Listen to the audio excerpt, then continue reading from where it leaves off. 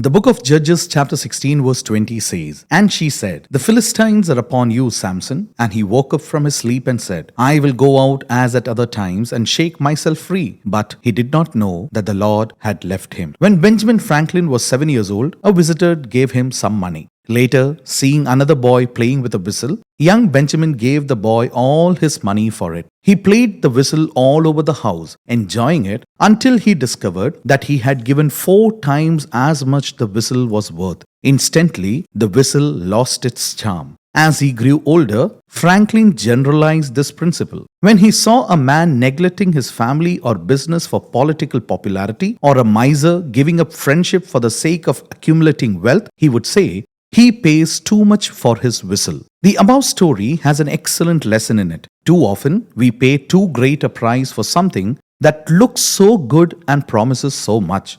Fish are hooked because they are attracted to something that looks like food and would make a good meal, only to become food themselves. Do not be fooled.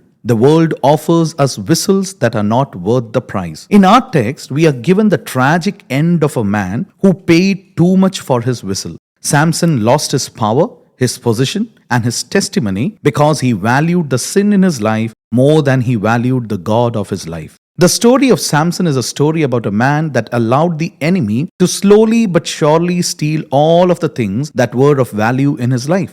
Samson was a man that was used greatly by God, but Samson was also a man that never quite conquered and got rid of his own lusts and his own desire for the things of the world. Samson was called to be different and set apart. He was to be the deliverer for the people of God. But early in his life, we find Samson going down into the world to satisfy his desires of flesh. Judges chapter 14 verse 1 says that Samson went down in Timnah and saw a Philistine girl that caught his eye, and he decided that he would marry this girl. Whenever we leave the presence of God to go to the world, it's always a downward trip. When we leave the house of God to go to the world, we are always leaving behind the best things and trading them for things that will not last.